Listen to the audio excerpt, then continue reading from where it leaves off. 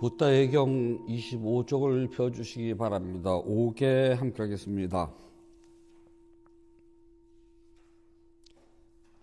용서하여 주십시오. 용서하여 주십시오. 용서하여 주십시오. 용서하여 주십시오. 몸으로 지으며 기부로 지으며 마음으로 지으며 이 세 가지로 인한 모든 허물이 사라져서 병없이 수명이 장수하고 위험이나 원수가 없어지고 좋은 사람의 결과만 생겨서 이러한 이익으로 붓다되게 감마되게 쌍마되게 만들고 기원서까지 드려 오늘 스님께 지익한 마음으로 두 손 모아 그만을 없애고 존경을 다하여 합장하여 드렸고 예배를 올립니다.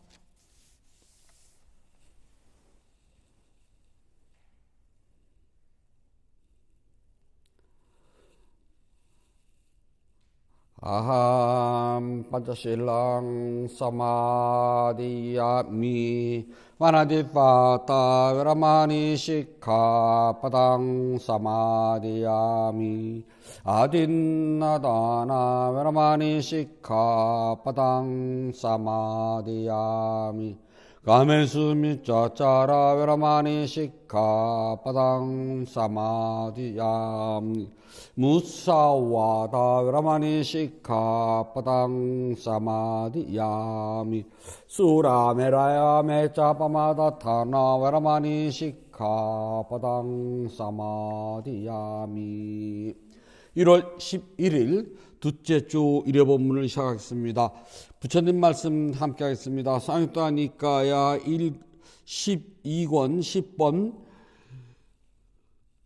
샤카무니 고타마경 3번 9절입니다. 내가 깨닫기 전 아직 완전한 깨달음을 성취 못한 보살이었을 때, 내가 깨닫기 전 아직 완전한 깨달음을 성취하지 못한 보살이었을 때 나에게 이런 생각이 들었다. 나에게 이런 생각이 들었다. 참으로 세상은 고통으로 가득하구나. 세상은 고통으로 가득하구나. 태어나고 늙고 죽어서는 다시 태어난다. 늙고 죽어서는 다시 태어난다. 내가 깨닫기 전 아직 완전한 깨달음을 성취하지 못한 보살이었을 때 나에게 이런 생각이 들었다. 참으로 세상은 고통으로 가득하구나. 태어나고 늙고 죽어서는 다시 태어난다. 내가 깨닫기 전 아직 완전한 깨달음을 성취하지 못한 보살이었을 때 나에게 이런 생각이 들었다. 참으로 세상 고통으로 가득하구나. 태어나고 늙고 죽어서는 다시 태어난다. 해가 바뀌었답니다. 신년법회를 조금 늦게 하네요. 우리는 그럼 이제 음력을 하죠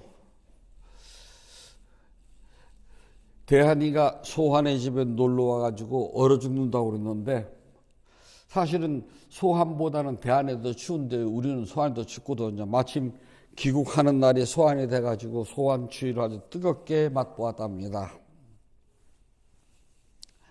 갑자기 사람들이 높은 자리에 올라가거나 돈을 많이 벌면은 생각이 많아진답니다.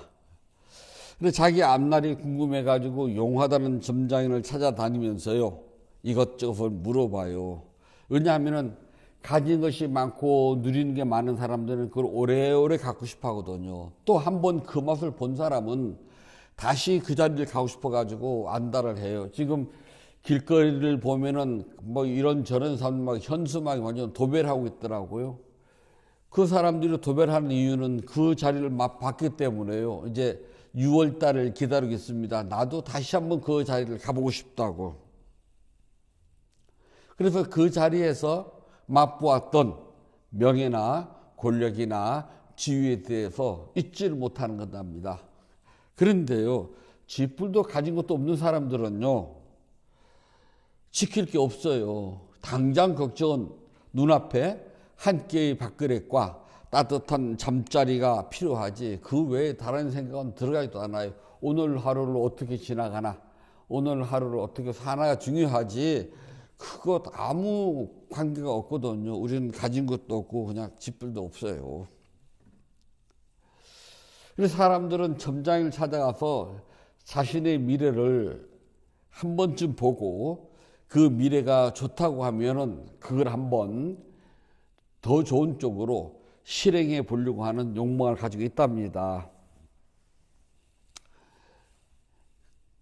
그래서 점장이가 해주는 말을 따라가는 걸 우리가 숙명론이라고 그래요.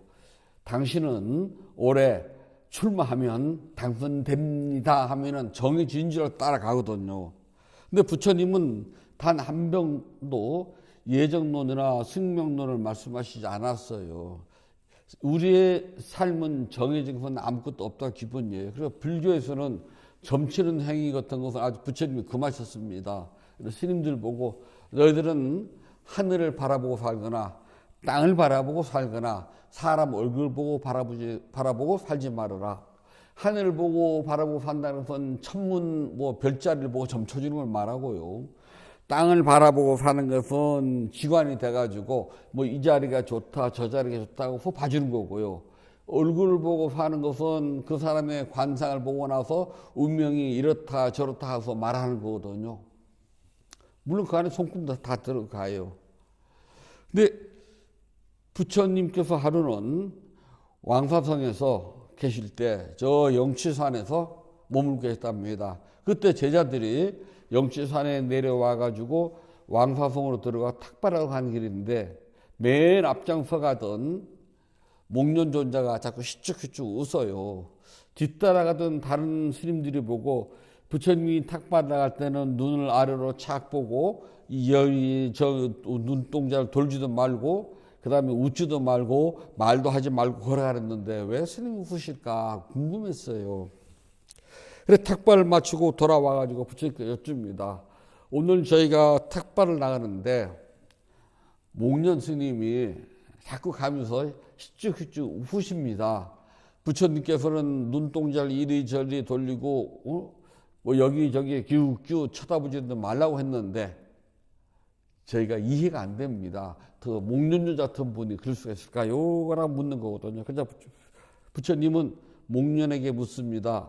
목련아, 오늘 너 탁발을 웃었다며 왜 웃었니? 그랬더니 부처님 제가 가고 있는데 영치산을 지나 한참 내려가 왕사성 거의 왔을 때 갑자기 지옥이 보였습니다.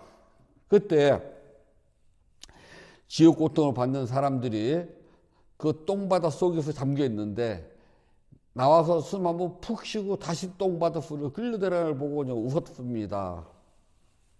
그들은 왜 똥바다에 이렇게 헤매겼을까요? 목련아 나도 보았노라. 그 사람들은 과거에 왕사성의 점장이가 되어가지고 사람들의 운수를 봐줬다.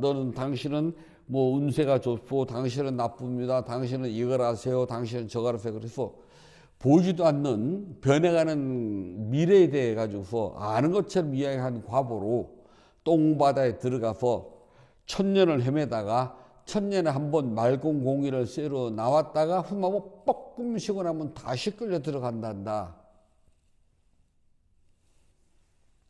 점장이 무당들이랍니다.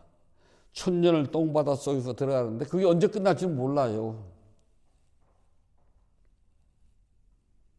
아마 한 사람 점 봐주는 게 1000년이라면 10명 봐줘서 10,000년이고 그렇지 않나요?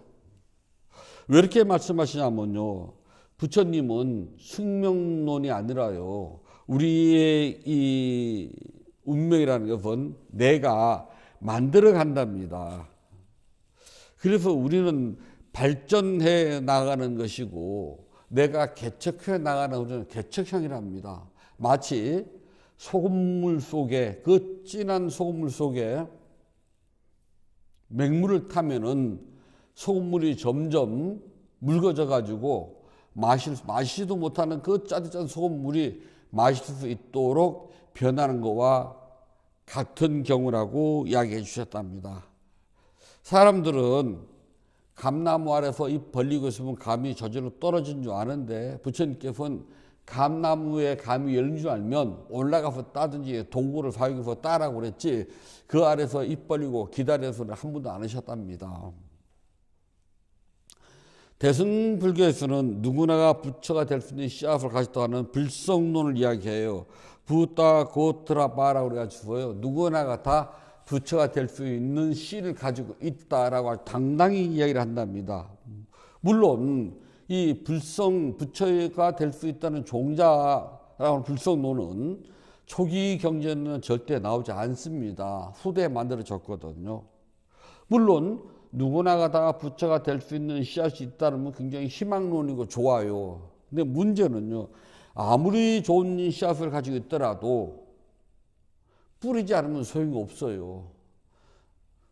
뿌리더라도 가꾸지 않으면 소용이 없답니다. 뿌리더라도 좋은 땅을 택해서 잘 뿌려놓고 가꿔야 되는데 아무리 좋은 땅에다 뿌려도 가꾸지 않으면 소용이 없고요. 간혹 나쁜 땅, 바위 틈이나 자갈밭에 뿌린다거나 소금기가 그득한 염전에다 뿌린다면 자라지도 못하고요. 또 불씨 속에다 뿌린다면 불 속에서는 아무 소용이 없거든요. 그러니까 우리는 불성을 가졌다는 말 한마디만 믿고 아무것도 안 하려고 그래요. 안 하면 소용이 없답니다. 보살은 누구나가 다 불성을 가지고 있어요. 보살이 뭐예요? 라고 물으면 답변을 잘 못한답니다. 보살이 뭐예요? 그러면은 아무 소리도 못해요. 간혹 대답을 한다 그래도 정확하게 대답을 못한답니다. 경전에는 부처님이 출가하셨을 당시를 보살이라고 그래요. 아직 깨달음을 이루지 못했답니다. 그때 이 보살은 보디사투와라고 해가지고 이걸 소리 나는 대로 번역하면 두 가지 뜻이 있어요. 첫 번째는 깨달은 중생으로서의 보살이 있고요. 두 번째는 깨달음을 성취하기 위해서 몰두하는 사람, 그 뜻이 있답니다. 즉 보살은 깨달음을 완성하기 위해 가지고서 몸과 마음을 다하여 공덕행을 짓고 바르게 수행하는 사람을 보살이라고 그래요. 보살의 가장 중요한 말은 깨달음을 성취하기 위해서 늘 공덕행을 짓고 수행하는 사람, 그 뜻이랍니다. 근데 우리는 보살하면서 공덕행은 진짜 안 져요. 그런가 하면은 보살하면서 수행은 쥐뿔도 안 한답니다.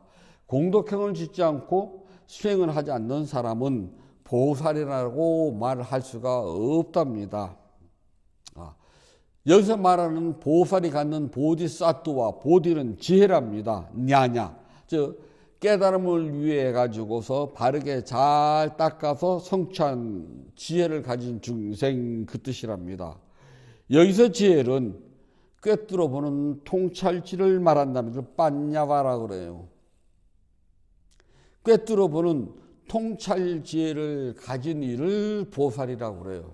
꿰뚫어 본다는 것은 모든 조건이 형성되었을 때에 일어나는 현상들을 있는 그대로 아는 것을 우리가 꿰뚫어 본다고 한답니다.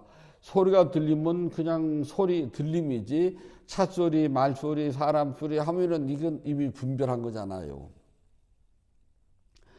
그리고 통찰지를 가진 지혜로운 사람에서 빤띠따라고 그래요. 아주 현명한 사람, 빤띠따. 그래서 우리는 늘 빤띠따가 되기 위하여서 처음부터 끝까지 알아차림을 놓쳐서는 안 된답니다. 그리고 이 빤띠따가 되기 위해서 보살은 그냥 보살이 아니라 빤띠따 보디사투합니다. 현명한 보살이에요. 현명한 보살은 언제나 부처님 발 아래 자기 몸과 마음을 다 기울인답니다. 그래서 어리석고 멍청하지가 않아요. 보살은요. 아주 현명하답니다. 마치 다 자란 연꽃이 물 위에서 올라와 꽃이 피었을 때는 오직 햇볕만 받는 것과 같아 되는 존재랍니다. 보살은 네 가지 고귀한 깨달음을 성취하기 위해서 노력하는 사람이지 봉사활동을 하거나 자선사업을 하는 사람을 가리키는 걸 말하지 않아요. 근데 요즘은 많이들 착각을 해가지고요. 봉사활동하는 것이 보살행위인 줄 알아요.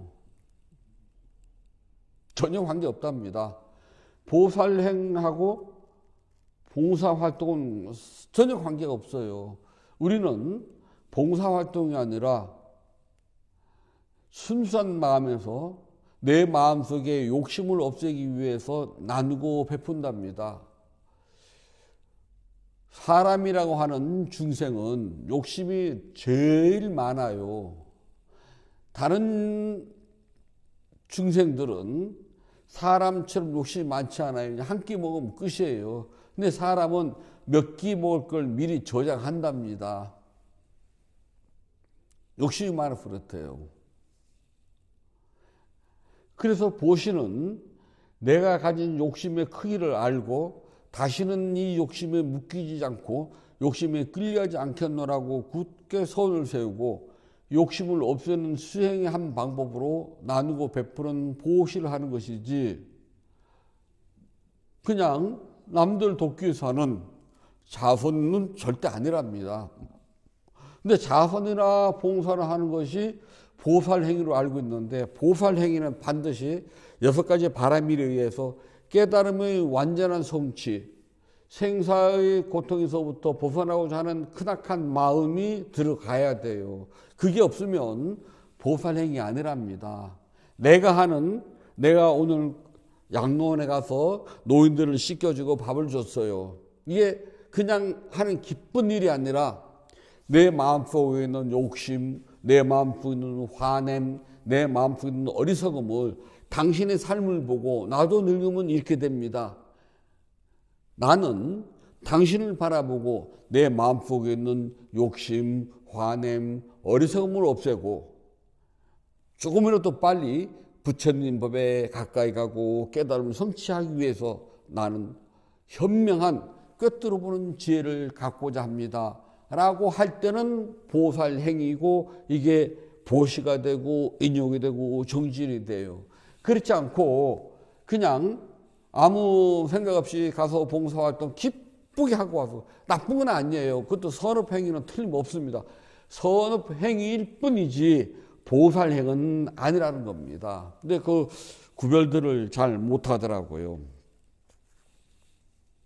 보살은 고귀한 깨달음의 성취를 위해서 끊임없이 노력합니다. 그리고 자신이 살아가는 모습이 자꾸 바뀌어가요. 어떻게 바뀌어가느냐? 깨달음을 향해서 조금씩 가까워진답니다. 보시는 쉽지 않아요. 현실 생활은 어렵고 퍽퍽하답니다. 지금 갈수록 물가 올라가잖아요. 월급은 안 오르고 오르는 건 물가밖에 없다 그래요. 물값밖에 없는데 보시를 한다.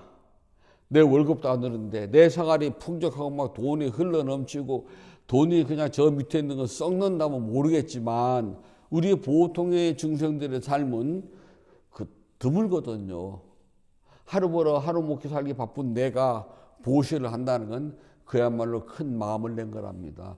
그 마음 속에 보살의 원력에 들어가면은 수행이 되는 거예요. 내 마음 속에는 불꽃처럼 타오르는 욕심과 화냄과 어리석음을 가지고 있습니다. 이것은 어떻게 해도 좀처럼 사라지지 않습니다. 제가 오늘이 작은 거지만은 이것을 보시하여서 내 마음속에 타오르는 욕심, 어리석음, 화냄이 어떻게 일어나고 사라지는지 내가 꿰뚫어 보기를 원합니다. 그리고 그 순간 꿰뚫어 보는 현명한 지혜, 빠뜨다가 자라나기를 원합니다. 라고 조금이라도 하게 되면서 내가 알아차림, 꿰뚫어 보는 지혜를 키울 때 우리는 보살행위라고 한답니다. 그것 역시 우리가 깨달음 성취를 위한 진정한 복짓기라고 그래요. 자선활동, 봉사활동도 복짓기는 틀림없어요. 그것도 선업의 행위랍니다. 하지만 그런 세상 사람들이 다 누구나 다 할 수는 있네. 하지만 다 하지는 못해요. 보살행위는 불자라고 해가지고 다 할 수 있는 게 아니랍니다. 불자로서의 보살행은 자각을 해야 돼요. 아무리 작은 것이라도 여기에는 내 마음속에 있는 불타오르는 욕심, 내 마음속에서 막 그냥 팥죽 끓듯이 끓고 있는 화냄, 그런가 하면 컴컴하기가 이로 말할 수 없는 어리석음을 제가 바르게 알아차리고 없어질 그 한도 없어지진 않아요. 내가 바르게 알아차리기를 원합니다. 이 알아차림이 익어져서 나는 반드시 깨달음을 성취할 것입니다. 이 깨달음의 성취로 말미암아 나는 생사 윤회로부터 완전히 벗어난 자유를 얻고 참다운 행복을 성취할 것입니다 라고 하는 마음이 들어갔을 때 그걸 보살행위라고 그러고 보살이 된다고 그러는데, 그냥 우리는 그냥 뭐 김보살, 이보살, 박보살 너무 흔해요. 왜 보살을 해야 되는지도 모르고 있기 때문에 보살을 하라면 제일 먼저 나오는 소리가 스님 부담 가요 소리가 먼저 나오거든요. 참 안타깝답니다. 그 소리 들 때마다요. 그럼 부처님은 보살하는 소리를 안 했느냐? 아니에요. 부처님 평생 신도들을 만나서 한 소리는 보살해라, 계를 잘 지켜라. 그래야지만 천상세에 간다가 부처님의 기본 세법 바탕이거든요. 근데 지금 우리는 그 기본 바탕조차도 안 하려고 그래요. 부담 간다. 부담 가든 말든 스님들은 해야 될 의무밖에 없어요. 왜냐하면 그렇게 자꾸 가르쳐 줘야지만 윤회의 원인이 되는 욕심에서부터 조금이라도 벗어날 수가 있거든요. 우리가 윤회를 하는 가장 큰 이유는요, 욕심 때문에 그래요.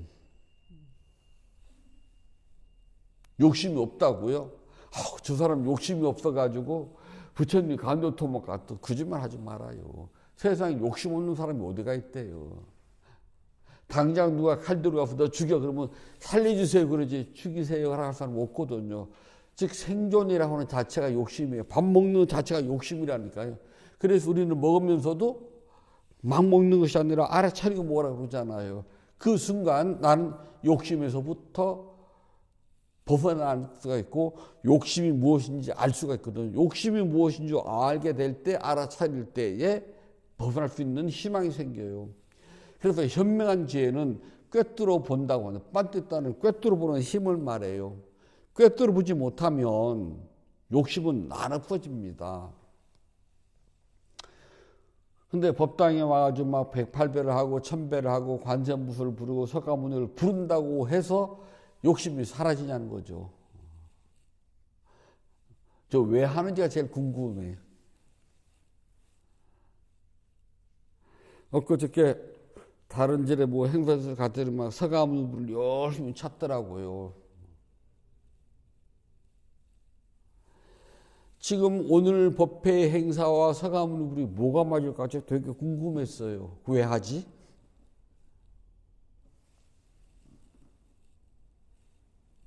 그냥 습관적으로 하는 거거든요. 하는 목적성도 없고요. 왜 하는지도 모르고요. 대부분의 불자들이 기도를 한다 그러면 소원 성취 그 이상도 그 이하도 아니에요. 그렇게 석가모니불 몇 번 부르고 관세음보살 몇 번 부르고 절 몇 번 해가지고 소원이 이루어진다면 이 세상 날로 못 깨요. 근데 그런 경우는 절대 없답니다. 항상 명심하셔야 돼요. 모든 기도는 들뜨고 흔들리는, 어디에? 욕심과 화냄과 어리석음에 들뜨고 흔들리는 내 마음을 고요히 가라앉히는 것이 목적이지, 그걸 해가지고 소원이 이루어지진 않아요. 그럼 보시를 한다 그래서 소원이 이루어지냐? 아니요. 천만에 만만의 콩떡이에요. 보시라는 가장 중요한 목적은 내 마음속에서 불타오르는 욕심, 팥죽꽃을 끓고 있던 화냄, 어둡기가 말할 수 없는 칠통과 같은 어리석음에 벗어나고자 내가 조금 더 노력하고 버리는 노력을 하는 훈련일 뿐이랍니다. 그것이 쌓여가지고 나의 알아차림이 조금이라도 익숙해지고 내가 수행에 나가는 데 있어서 조금이라도 장애가 없길 바라는 그러한 원력으로 하는 것이지 세상의 소원이 이루어지고 뭐 그건 아닌 줄 알고 계시면 돼요. 그래서 보살은 생명 가진 존재로서 오직 깨달음의 성취만 위하여 앞으로 닦고 나가는 아주 고귀한 존재를 말한답니다. 보살은 아무나 될 수 있지만 아무에게나 함부로 쓸 수 있는 말은 아니랍니다. 누구나 보살은 될 수 있어요. 그러나 그 말을 아무에게나 막 쓸 수는 없다는 겁니다. 즉 보살이 보살다울 때 보살이라는 말을 할 수가 있지, 보살이 뭔지도 모르는데 그냥 아무거나 붙일 수 없다는 겁니다. 아무리 부처가 될 수 있는 종자인 불성이 있다고 해도요, 아무리 입이 닳도록 말한다고 해도요, 그 씨앗을 바르게 뿌리고 가꾸지 않으면 소용이 없답니다. 자갈밭에 뿌리고 쌍나기를 바르고 염전에다 뿌려놓고 좋은 열매를 맺길 바란다면 그것은 어불성설이에요. 불성은 합당한 좋은 밭에다 뿌리고 잘 가꾸어질 때 깨달음이라고 하는 열매를 얻게 된답니다. 중생인 우리에게 미래의 희망은 깨달음이랍니다. 지금과 같은 윤회하는 삶을 다시는 받지 않겠노라고 굳게 맹세를 하고요. 다음 생에는 이러한 윤회에서 완전히 벗어나길 바랍니다. 아니, 다음 생이 아니라 금생에. 마음 부득이 다음 생까지 가더라도 그 다음 생에. 그래서 보살은 스스로 노력하는 사람이라는 뜻이랍니다. 스스로 노력을 하게 되면은 어떤 노력을? 깨달음을 위해서 알아차림의 노력을 할 때 깨달음이 성취되는 것이지, 기도한다고 해서, 보시한다고 해서 저절로 깨달음은 이루어지지 않는답니다. 올해는 조금 더 노력하셔가지고 진정한 보살이 되어서 꼭 깨달음을 성취하시기 바랍니다. 부처님께서 말씀해 주셨습니다. 사유타 니까야 12권 10번 사가모니 고따마경 4번 9절입니다. 무엇이 있을 때 늙음 죽음이 있으며 무엇을 조건으로 하여 늙음 죽음이 있는가? 마침내 태어남이 있을 때 늙음, 죽음이 있으며 태어남을 조건으로 하여 죽음이 있다.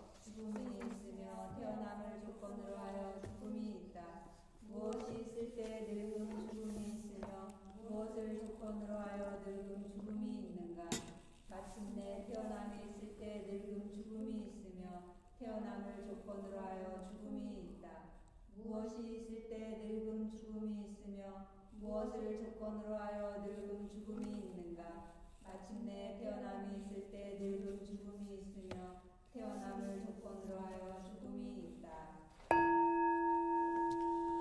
1월 11일 둘째 주 일요 법문을 마치도록 하겠습니다. 부타예경 272쪽을 펴주시기 바랍니다. 법회병하겠습니다. 나누는 기쁨으로 자비의 발언을 하였고 수행을 위하여 무능하지 않는 서원을 세워야 합니다. 오늘의 수행이 계속 이어지길 서원하노니 제가 해탈하면 곧바로 깨달음에 이르러서 허무한 사바 세계의 모든 욕망과 집착이 끊어지다. 제가 만약 다시 태어나 살아오는 동안 모든 악업을 없애고 바른 마음 깊은 생각 참다운 지우와 청정한 노력이 충만하여지다. 단마의 위없는 힘과 저 노력과 실천하는 힘으로 어떤 마장도 제 각종 길을 기원합니다. 부다와 덕높으신 스승님 그리고 성스러운 쌍가의 힘으로 저의 마지막 탄생일지라도 마장이 절대로 접근하는 길 기원하나이다.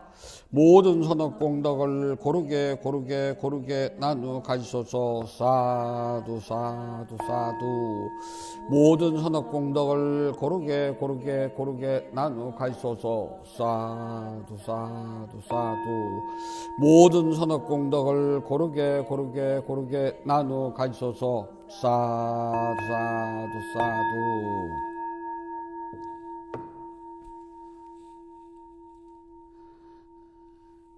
1월 11일 2주차 일요 법회를 마치도록 하겠습니다. 모두 행복하세요.